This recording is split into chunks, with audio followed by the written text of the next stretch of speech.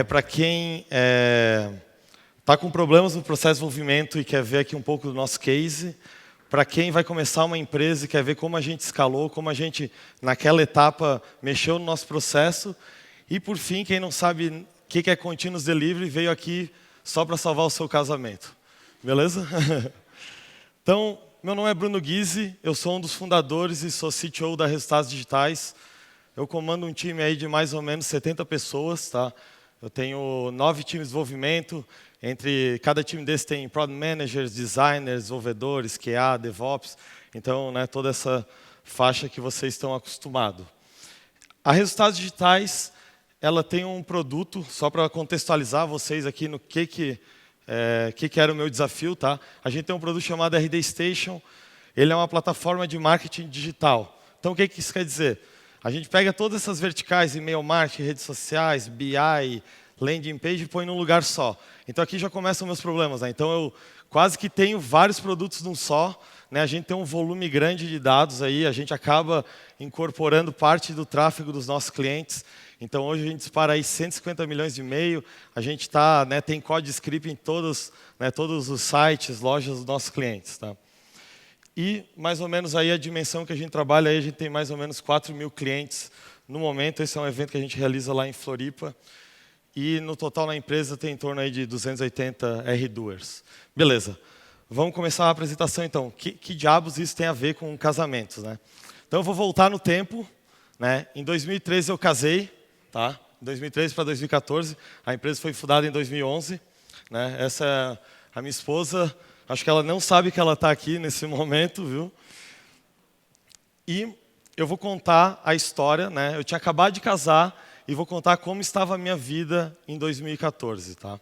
Então, naquela época, a gente tinha mais ou menos 300 clientes, né? Então, bem longe, quase um décimo do que tem hoje, e mais ou menos 7 desenvolvedores. Tá? Era um time de dev. Então, hoje eu tenho outros desafios, né, com todo esse time, mas naquela época era um time. Então, eu acabava... eu era o líder técnico ainda naquela época, eu ainda dava muito commit, eu tinha que organizar toda a gestão do que ia ser entregue. Então, era mais ou menos esse cenário. Tá? E naquela época, o nosso processo era assim. Tá? Então, a gente tinha uma espécie de Git flow. Né? Então, o programador ia lá, fazia um branch do master, né, programava, desenvolvia ali e tal, abria um pull request. Esse pull request era revisado, depois esse PR era testado em stage, no ambiente de homologação, depois a gente mergeava para o master e aí deployava para a produção. Esse era o processo da época, tá? Com esse um time. E o problema aí é que eu fazia o review, o teste, o merge e o deploy. Então eu era a automação. Né? Prazer automação. Então metade do processo de desenvolvimento é eu que fazia. Aí tu pergunta, né? Pô, mas para que raios tinha mais 6 pessoas lá? Né? Metade de uma pessoa faz, não precisa de 6 pessoas. Né? Então isso era totalmente não escalável, né? Não fazia sentido algum. Né? Como é que tu vai crescer uma empresa com 70 clientes e quer dizer que agora eu vou fazer 70 pessoas na área de produto, né? Ou 9 times. Como é que eu vou fazer metade do processo para esses 9 times? Então isso aí não fazia sentido algum. Né? E isso, obviamente, estava afetando a minha relação. O que eu quero dizer com isso? Normalmente eu era a pessoa, né, eu ficava até tarde na empresa, eu tinha que juntar tudo que faziam. Né, na hora que eu ia deployar, o negócio não funcionava, aí tinha que ligar para não sei quem para saber o que aconteceu. Aí uma migração lá não funcionava. Então, era um inferno na minha vida. E por muitas vezes a minha esposa achou que eu tinha uma amante. Né? Só que a minha amante era o processo de desenvolvimento que eu tinha criado, basicamente isso, que era uma bosta, né? Então, obviamente, isso aí não escala, né? E esse é um dos slides mais feios aí da apresentação, tá? Não escala fazer isso, né? Não tem como tu criar uma empresa dessa forma. Então, assim, para tudo, vamos pensar o que precisa ser feito. E daí eu comecei a concluir algumas coisas, né? Quando tu vai fazer o merge ou o deploy, né, de outra pessoa, isso aí não é uma atividade fácil de fazer. Né? Normalmente, aquele desenvolvedor trabalha durante dias, semanas, né, depende do que está sendo feito ali, e tu fica responsável de colocar aquilo em produção. Então, qualquer problema não previsto, ou qualquer coisa que fuja do script, tu não sabe o que fazer. Então, não faz sentido algum uma pessoa ficar desenvolvendo ali e a outra é que vai pôr em produção. Então, já começava por aí. O outro ponto, tá, desse problema do processo é que centralizar é falta de confiança. Tá? Então, se tu tem orgulho de não poder tirar férias, tu está errado. Eu quero criar um time que um belo dia eu não estou nem ali e está tudo funcionando perfeitamente. Quer dizer que as coisas funcionam, está estruturado, as pessoas estão com a carcaça que precisam para enfrentar qualquer problema. E então, essa história de eu não posso tirar férias está errado. Né? Então, se alguém aqui está nessa situação, eu não posso tirar férias, começa a pensar, trabalha o problema, por que eu não posso tirar férias, o que me impede, é falta de treinamento não sei aonde, o processo está errado, começa a desacoplar isso para entender, para te ir direto na causa, senão tua vida vai ser um inferno.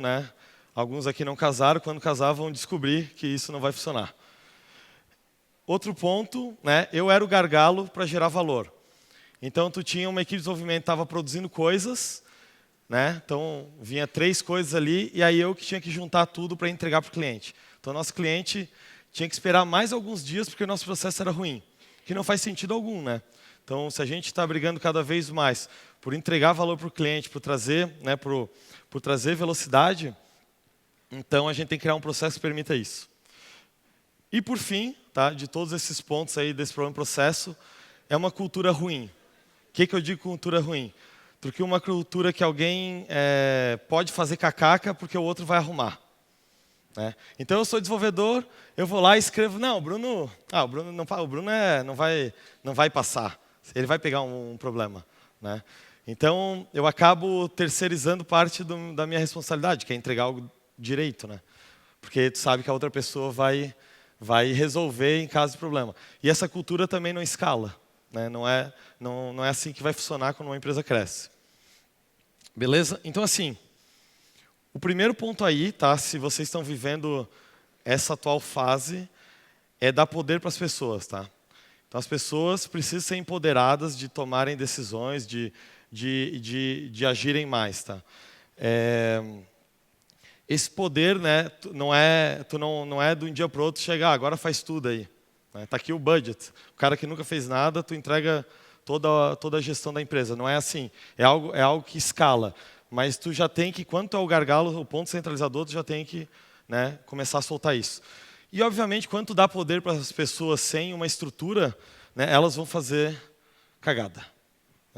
Isso é fato. Se tu só joga, pode fazer o que tu quiser aí, resolve, sem um mínimo de alinhamento, elas vão fazer cagada. Então, assim, tem até um quadrante que eu não trouxe aqui, mas quando tu não tem alinhamento, tu tem uma alta autonomia, por exemplo, tu fala, vamos construir uma ponte, pessoal, e tu dá, esse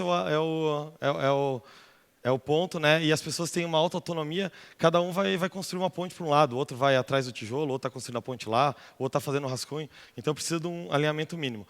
Então o primeiro ponto que tu tem que fazer quando tu empodera as pessoas num time desse é melhorar os processos. Isso aqui já foi batido nessa...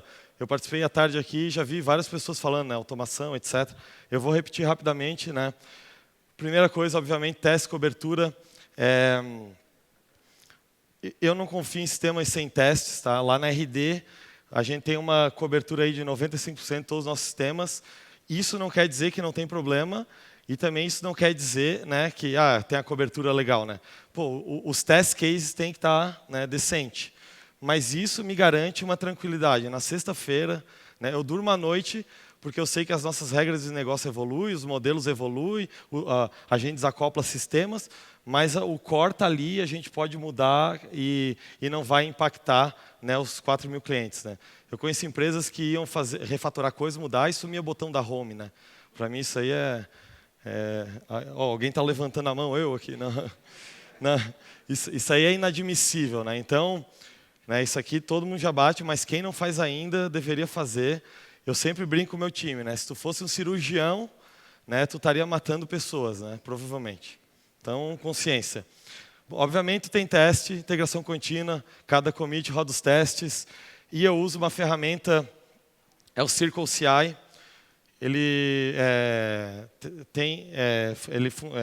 Eu esqueci de me comentar, né? Nosso stack lá é principalmente Ruby e Go. Então, eu sou um espião aqui no evento, beleza? Mas tem WordPress, então também tem. Sempre tem WordPress, né? Então, a gente usa CircleCI, tá? Ele já... E os nossos sistemas lá também são todos na cloud, né? Então, Amazon, Heroku, SendGrid. Então, tudo é na cloud, não tem nada dentro de casa. Eu odeio instalar coisa dentro de casa. Não existe coisa dentro de casa, tá? Então, esse é um sistema que tu vai lá, né? Um SaaS, Software as a Service, tu aperta o botão do GitHub, autentica lindamente, ele detecta as linguagens que tu está usando, os frameworks, já cria toda a infra para ti e começa a buildar teu projeto. Lindo, maravilhoso, né? Bem diferente de coisas tipo isso, né? Uma vez eu falei sobre isso no evento Java, né? Pô, os caras, eu tive que sair escoltado lá. Hã? O Jenkins é legal. Tudo bem. Não, meu ponto aqui é o seguinte, tá? Não quero entrar nesse mérito, mas assim, eu vim do mundo Java também, tá? Eu tenho um passado obscuro aí também. Por muito tempo, eu usei o Jenkins. Eu usei o Jenkins quando se chamava Hudson. Eu conheci o criador do Jenkins. Ele foi uma vez em Floripa lá. Qual que é o problema dele, assim? Um belo dia tu descobre que está passando mais horas configurando XML do que efetivamente entregando valor para o cliente. Então, que sentido faz isso? O CircleCI lá, eu aperto um botão e funciona. Pronto. O meu objetivo é buildar o negócio, não é ficar configurando e não sei o que e tal. Então, assim, eu sempre acredito que tem uma empresa investindo, fazendo aquilo muito bem, e ela sempre vai ser melhor que tu, né, tentando fazer as coisas dentro de casa. Obviamente o Jenkins é open source, tal, então tem uma comunidade maior, mas eu não gosto de hospedar coisa dentro de casa, eu não gosto da manutenção de coisa dentro de casa. Tem um custo escondido ali que ninguém vê. Tá? Por isso eu não gosto muito do Jenkins aí. Outro ponto de processo é ter métricas. Né? O que não é medido não pode ser melhorado. Então a gente usa uma outra ferramenta SaaS aqui. Essa não funciona para PHP, mas talvez tenha algum análogo, que é o Code Climate. Então ele faz análise estática de cada, né, do teu código, classe. Então ele, né, complexidade ciclomática, né, duplicação, etc. E aí basicamente ele dá uma nota por classe, né, uma média geral ali de quanto está o teu GPA. Então é uma forma que eu tenho, né, a gente sabe que não é perfeita essas análises estáticas, mas é um número, é melhor que nada. Então tu começa a conseguir se guiar por algo que, né, consegue dar mais clareza. Só um slide aqui interessante que eu coloquei. Aqui é um gráfico de churn versus qualidade. Churn é quantas linhas tu mexe naquela área de código. É saída de linha e entrada. Tá? Então, é mexer no código. Então, o desenvolvedor adora refatorar, né? Pô, tem uma coisa mais gostosa de refatorar, jogar aquilo tudo fora, mexer, etc. Né? Quando tem teste, então, no fim fica verde e dá tudo certo. Aqui eu trouxe só por curiosidade, né? Quando tu tem uma qualidade baixa, né, num código, com alto churn, né, tu mexe muito naquela área, quer dizer que provavelmente tu está jantando na sala suja. Né? Então tu está lá, é uma área de código, muita gente mexe, está uma porcaria. Então é por aí que tu tem que começar a refactor. Né? Então na minha apresentação que eu estou só marcando para vocês, cara, foco no cliente, valor de negócio. É assim que tu vai crescer. Então não refatore coisas que não precisam. Às vezes aquela solução é simples o suficiente e talvez do ponto de vista de engenharia de software máximo, ela pode ser considerada, putz, isso aqui está feio. Mas se não é tocado, entendeu? Se está bem testado, não é tocado, está funcionando e foi rápido fazer, né? Talvez seja algo bom. Né? Falaram mais cedo numa palestra aí sobre talvez um débito técnico que faça sentido. Então esse é o exemplo. Um débito técnico bom, né? Por fim, com relação ao processo, Code Review. Né? É muito importante Code Review. Não só para o código que tu está... Não só para o código que está indo para a produção, tu garantir que tá com uma qualidade, mas principalmente para compartilhar conhecimento no time. Ouça o que eu estou falando. Quando a empresa cresce, né, tu vai começar a repetir várias vezes a mesma coisa. As pessoas vão estar desalinhadas. Não é porque tem pessoa, não é só problema de contratação. Longe disso, é porque a comunicação começa a dificultar, entendeu? E antigamente tu trabalhava lá, sei lá, 5 pessoas ultra alinhadas com um sistema pouco complexo, tal. Isso aí tende a aumentar, né? Tende a piorar. E isso é uma forma também de manter um alinhamento entre as pessoas do time. Então, só como exemplo, aqui a gente usa, né, o GitHub, então a gente usa tag para muita coisa lá na RD. Então a maioria dos processos que a gente faz em desenvolvimento de software no GitHub é com tag. Então tanto a bug, a gente tem tag para prioridade, para qual que é a área do software, para depois mensurar qual área está dando mais problema. Aqui também, né, ship para lançar um determinado código, review me para alguém revisar. Então a gente usa muita coisa com tag. E aí o que é o legal disso tudo que eu falei? Depois que tu abre um pull request, os testes têm que estar passando, né, o code climate tem que ter uma nota mínima e tem que ter uma cobertura que foi estabelecida. Então, com isso, eu consigo definir um padrão para os times trabalharem, né? Não quer dizer que não tem bug, não quer dizer que o que está saindo está entregando o resultado para o cliente, mas quer dizer que as coisas que estão saindo têm um padrão mínimo que foi estabelecido entre o time. Então, se isso daí, né, o GitHub entrega aqui as outras ferramentas que eu falei, se isso aí não tiver verde, ninguém nem revisa o código, né? Então, com isso, eu pelo menos consigo garantir que não vai cair a cobertura, que não vai cair a qualidade, e é dali para cima que a gente vai trabalhar. Beleza? Bom, dito todas essas melhorias de processo, as pessoas elas vão fazer cagado, porque elas são, né, excepcionais, né? Então, aí o outro ponto, tu precisa automatizar. Então não adianta. Chega um momento, né, não dá para... não é problema da pessoa, tá? É problema do processo. Ela vai esquecer de rodar lá o script, alguém novo não leu tal coisa que tinha que fazer, é normal. Então tu precisa automatizar. Na RD a gente criou o Capbot. O Capbot é exatamente o que vocês estão pensando. É uma capivara robô. É o nosso logo lá na... ele é o nosso logo lá do time de desenvolvimento, é o Capbot. Que é mais ou menos esse ser aqui, ó.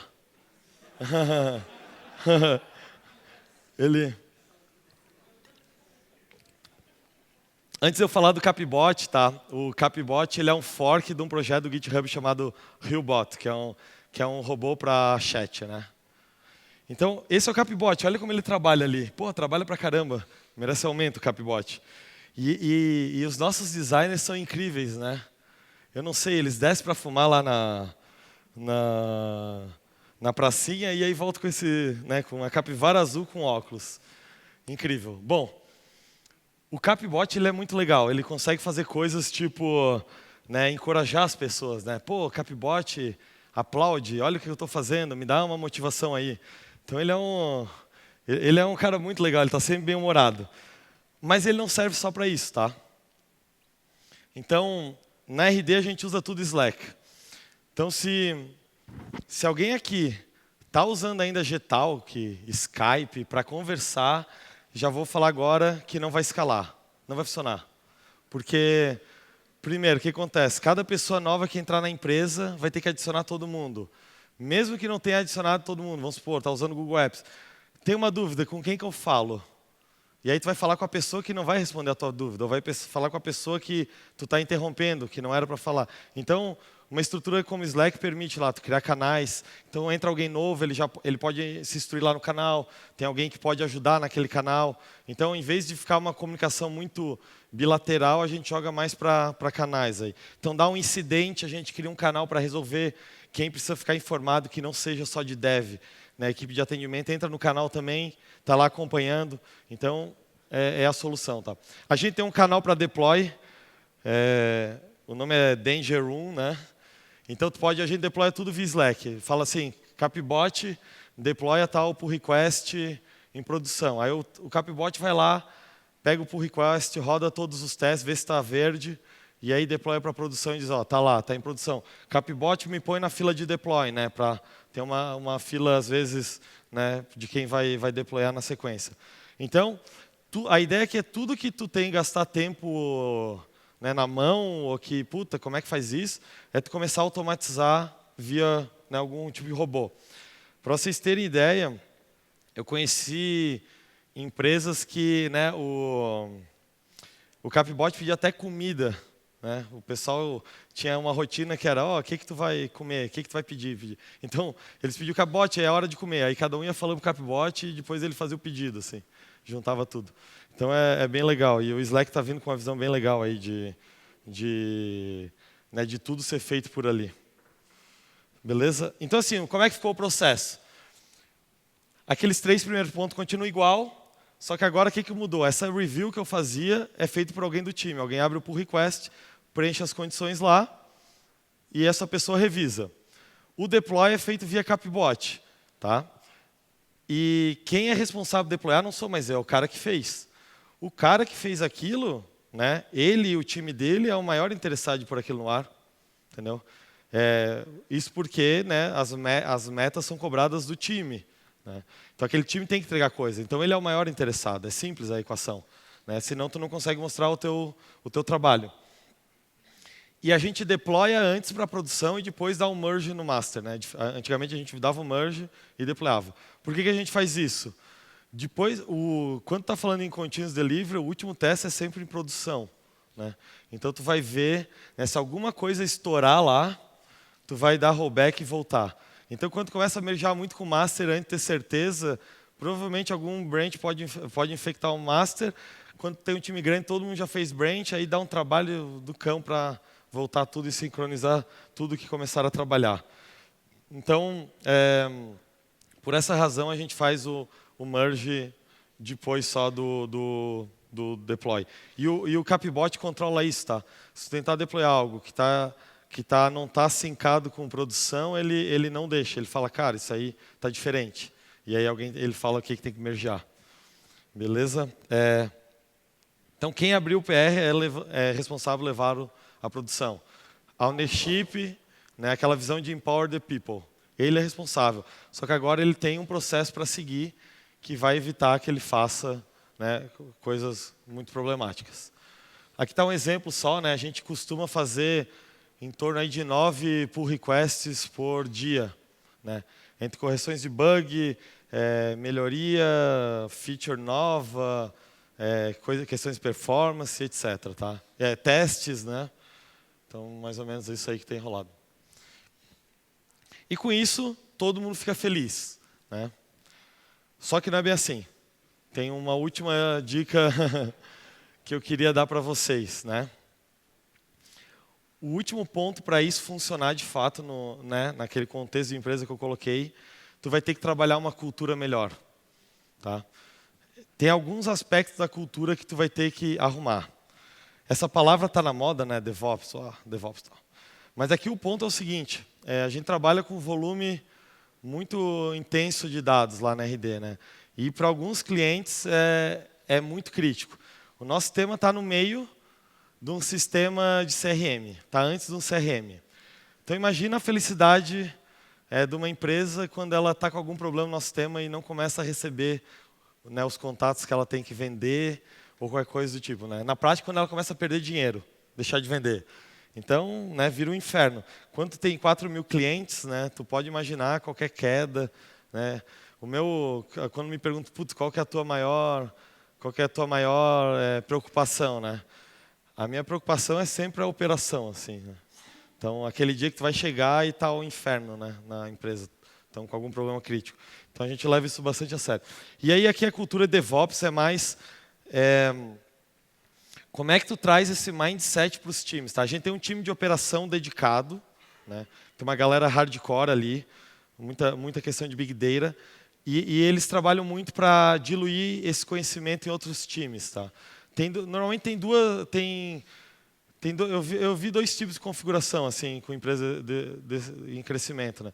Às vezes tu cria um time dedicado para diluir, ou às vezes tu põe pessoas daquele perfil dentro dos times, tá? Hoje a gente está trabalhando com um time dedicado e esse outro time tem chapéus, mas esse time de operação ele é meio cross.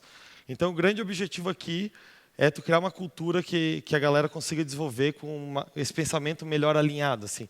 Não criar coisas que são lentas, não criar coisas que não vão funcionar em operação, tá?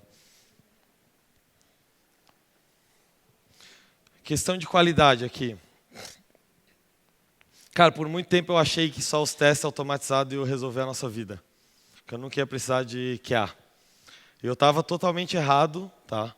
Porque qualidade hoje para mim não é só testar no fim do dia lá o negócio. Né? A qualidade ela começa bem antes, né? Quando tu decide fazer uma funcionalidade. Então, quando decide fazer uma funcionalidade, tu tem que pensar o impacto daquela funcionalidade, qual que é o risco. Né? Então, para isso serve qualidade. Então, hoje no RD, no RD Station, a gente mapeou o que são áreas críticas, o que são áreas de maior impacto, e a gente tem uma matriz lá de uma regrinha de, cara, quando essa área aqui, tu tem que fazer o processo inteiro. Né? O que eu digo processo inteiro? Tem que testar em homologação, tem que testar em produção, tem que liberar para uma base de clientes, depois libera para uma maior, etc. Todo um processo mais extenso. Inclusive, em muitos casos, quando é algo bem crítico, a gente tem teste manual também. Tá? Então, os QAs entram e garantem que aquilo ali não vai dar problema. Tá? Então, aqui é mais uma visão assim, quanto faz 8, 9 PRs por dia? Tá? Se tu multiplica na semana aí 45, 50, né, 40, 50 ali, dependendo da semana.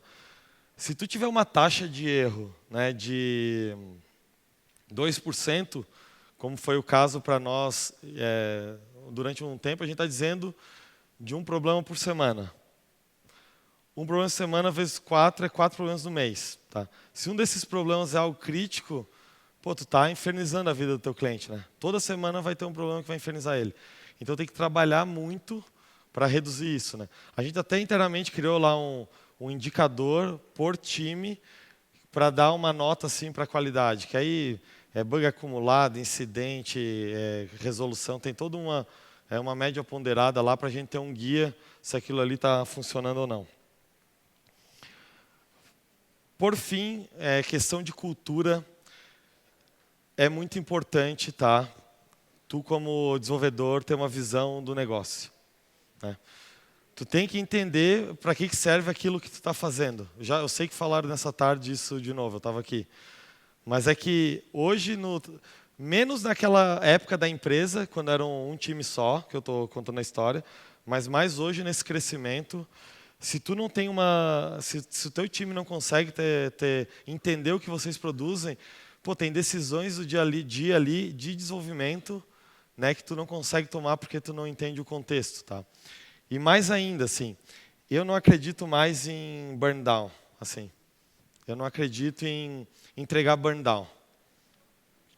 O que eu tenho visto, assim, a gente dá um framework para os times, está aqui o nosso Scrum, ágil é assim, e os times customizam a partir dali.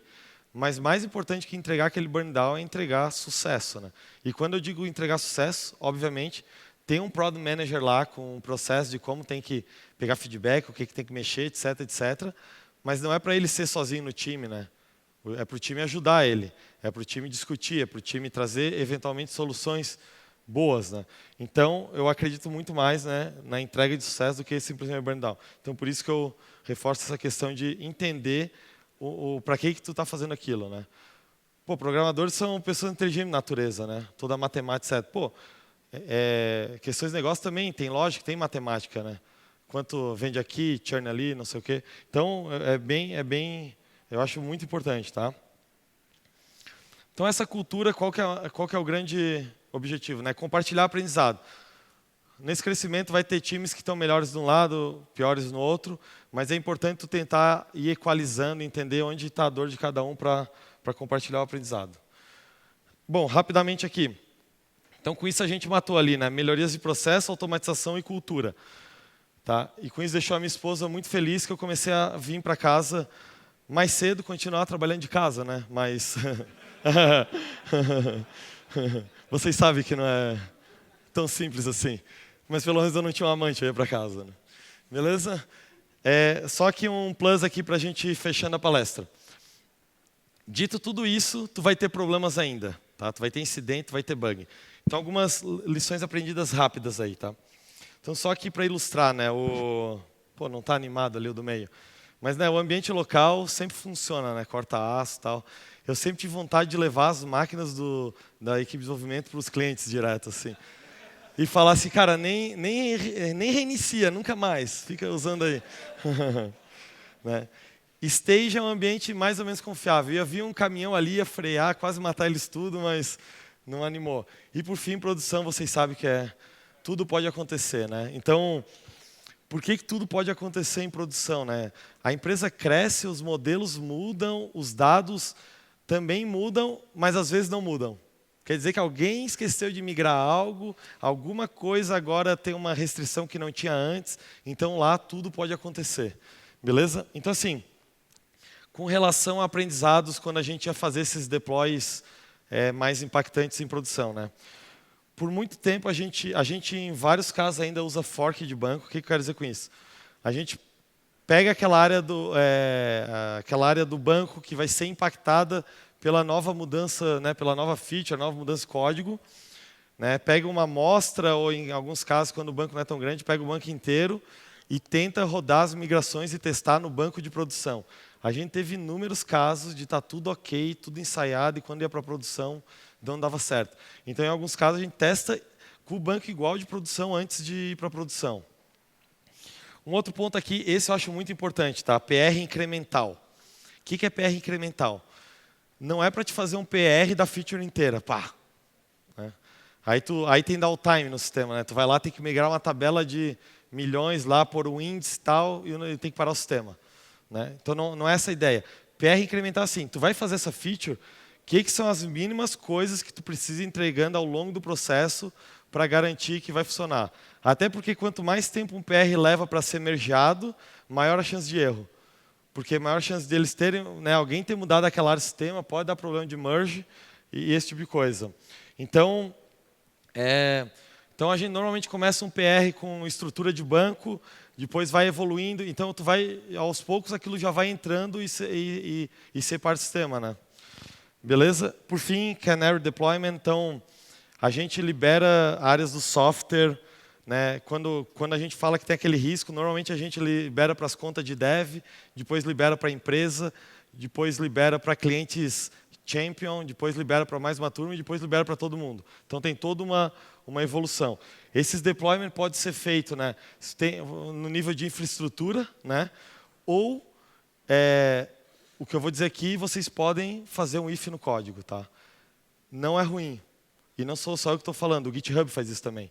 Então, vamos supor, tem uma featurezinha lá que vai liberar algo simples, põe um if, cria uma lib bonitinha, né, para não ficar só um if, né, para mostrar que é um rollout controlado de uma feature, e começa a fazer isso. É uma solução muito simples. Em algum momento, depois que tudo for para o ar, aquilo vai sumir, mas é uma solução simples e rápida para começar hoje.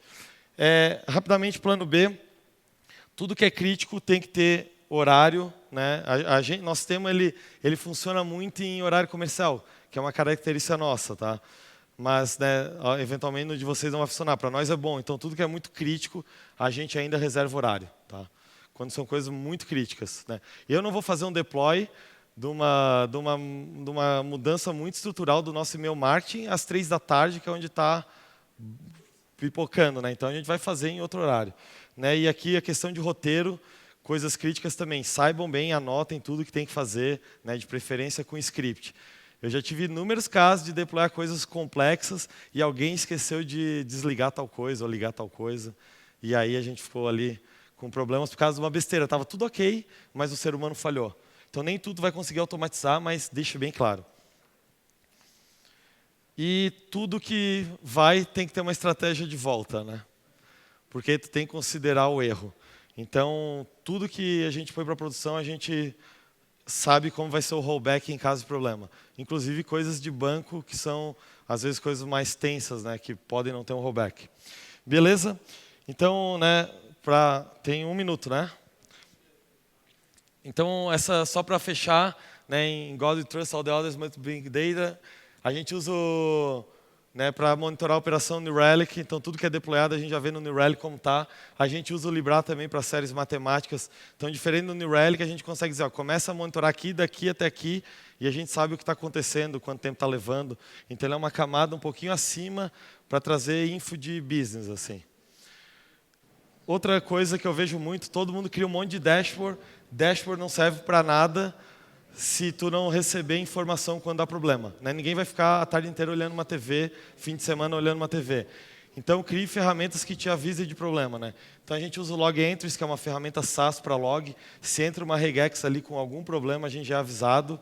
A gente usa o Rollbar para Exception Manager, então qualquer exceção, se deployar algo, já começa a estourar a exceção, a gente já é avisado.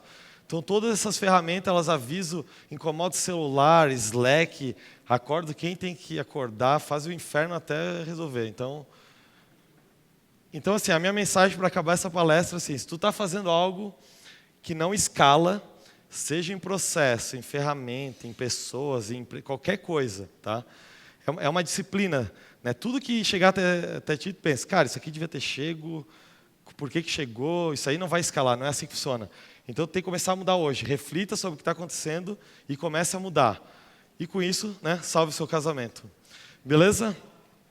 Muito obrigado. Aqui está o nosso blog técnico, shipit.resultadosdigitais.com.br. A gente posta sobre ágil, design, DevOps, Dev e tudo mais. Meu Twitter, meu e-mail, se alguém quiser, né? Falou.